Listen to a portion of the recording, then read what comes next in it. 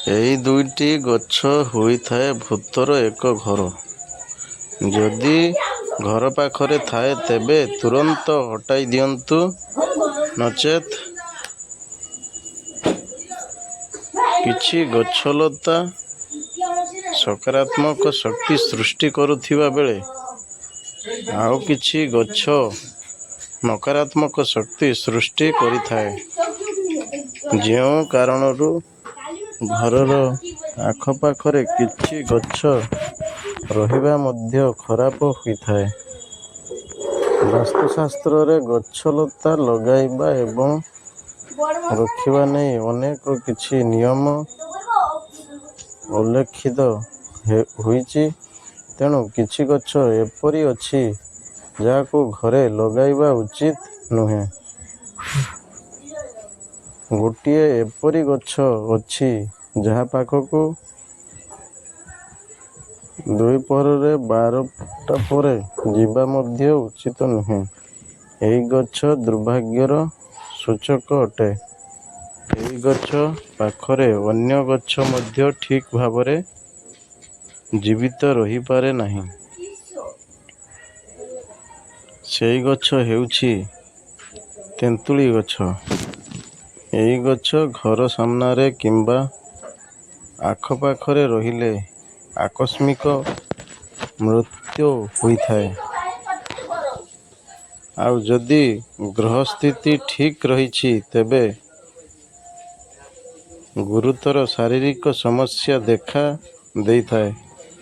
ଏହି ଗଛ ଅମ୍ଳଜାନ କମ୍ ନିର୍ଗତ କରୁଥିବା ବେଳେ ଏଥିରେ ନକାରାତ୍ମକ ଶକ୍ତିର ଭଣ୍ଡାର ରହିଥାଏ।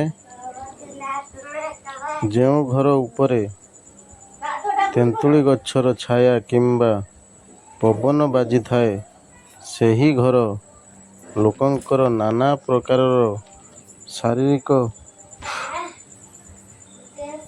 ସମସ୍ୟା ଦେଖା ଦେଇଥାଏ ଏବଂ ସେମାନଙ୍କର ଉନ୍ନତି ସୁଦ୍ଧା ହୋଇନଥାଏ।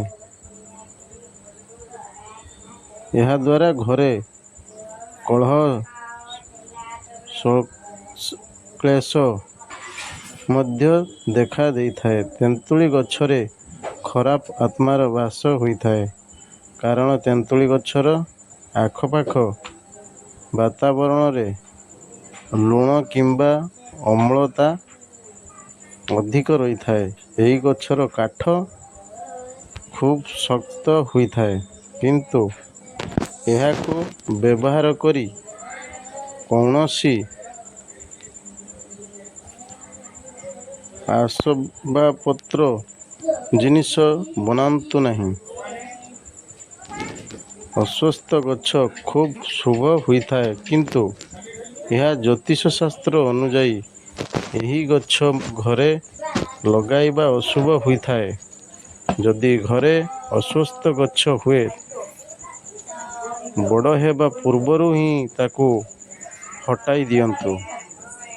ଅଶ୍ୱତ୍ଥ ଗଛର ଛାୟା ଘର ଉପରେ ପଡ଼ିବା ଅଶୁଭ ହୋଇଥାଏ।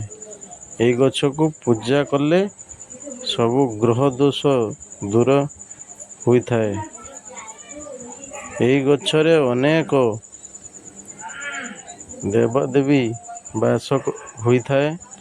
ଘର ଉପରେ ଏହି ଗଛର ଛାୟା ପଡ଼ିଲେ ସମସ୍ୟା ବଢ଼ିଯାଏ।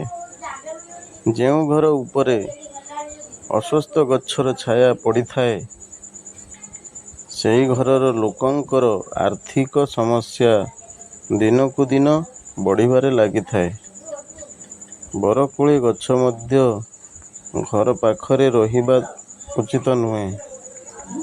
ଏହି ଗଛରେ ଭୂତ ବାସ ହୋଇଥାଏ ବୋଲି କୁହାଯାଏ। ଏହାଦ୍ୱାରା ଘରେ ବାସ୍ତୁ ଦୋଷ ଉତ୍ପନ୍ନ ହୋଇଥାଏ।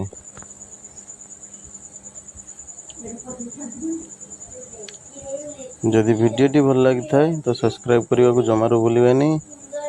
ଲାଇକ୍ କରନ୍ତୁ, କମେଣ୍ଟ କରନ୍ତୁ, ସେୟାର କରନ୍ତୁ। ବେଲ୍ ଆଇକନ୍ଟିକୁ ଅଲ୍ରେ ପ୍ରେସ୍ କରିବେ, କାରଣ ସର୍ବପ୍ରଥମେ ଭିଡ଼ିଓଟି ଆପଣଙ୍କ ପାଖରେ ପହଞ୍ଚିବ। ତ ସେଥିପାଇଁ ବେଲ୍ ଆଇକନ୍ଟିକୁ ଅଲ୍ରେ ପ୍ରେସ୍ କରିଦିଅନ୍ତୁ। ଧନ୍ୟବାଦ।